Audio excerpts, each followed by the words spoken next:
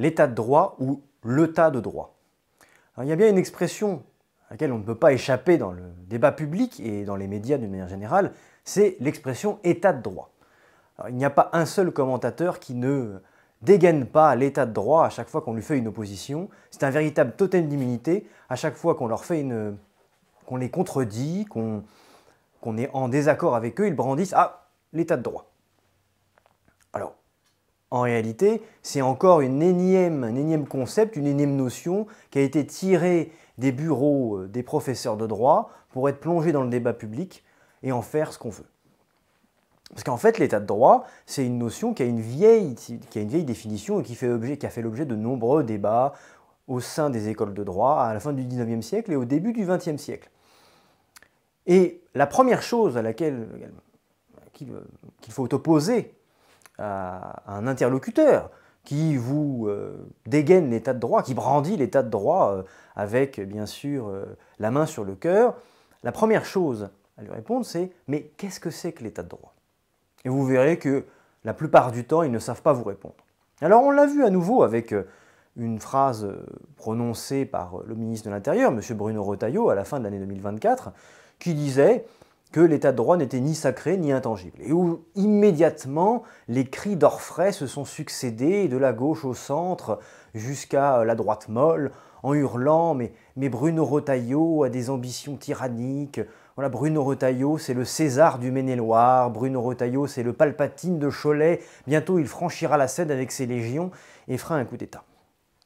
Alors il faut remettre un peu de calme dans ces histoires et voir ce qui pointe derrière l'expression état de droit. Alors d'abord, pour définir un peu l'état de droit, pour pouvoir justement l'opposer à vos interlocuteurs. L'état de droit peut distinguer deux branches, en fait. Un état de droit formel, qui vient principalement de l'Allemagne, le Rechtsstaat, littéralement état de droit, qui soumet l'État et la puissance publique à la règle, à la norme. C'est-à-dire que la puissance publique doit suivre une procédure. Et en tant que tel, l'état de droit n'est ni libéral ni démocratique. D'ailleurs, il est né dans une Allemagne qui ne l'était pas. Donc ça, c'est la première chose à opposer à vos interlocuteurs. L'état de droit, ce n'est pas la panacée du paradis sur Terre. Et il y a une deuxième définition de l'état de droit qui est substantielle et qui fait plutôt référence au contenu de la norme, à savoir ce que la puissance publique peut faire et non pas comment elle peut le faire. Voilà. Donc d'abord, vos interlocuteurs ne sauront probablement pas faire cette distinction, puisqu'en fait, ils ne savent pas ce qu'ils cachent derrière l'état de droit. Et à chaque fois qu'ils brandissent l'état de droit, c'est en réalité pour masquer leurs opinions. Ce qu'ils veulent, ce n'est pas l'état de droit, c'est l'état du droit, l'état de leur droit. En fait, ce sont des conservateurs. On l'avait vu encore une fois avec la Hongrie, début 2025, en janvier 2025, où l'Union européenne a refusé des fonds européens à la Hongrie au nom de l'état de droit.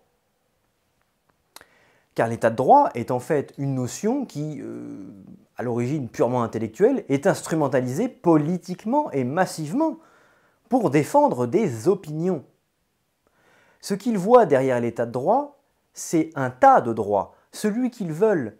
Et en faisant ça, non seulement ils masquent mal leur intérêt bien compris, mais ils sont aussi dans une démarche qui sacrifie l'essentiel pour l'accessoire. Parce que ce qu'ils veulent, c'est qu'au fond la puissance publique soit inefficace, que le vote n'ait finalement aucun impact. Et donc ce qu'ils font, c'est qu'ils affaiblissent l'état de droit en lui-même, mais aussi la puissance publique, et donc l'intérêt de la politique, remettant en cause toujours et encore plus les institutions, puisqu'elles sont inefficaces.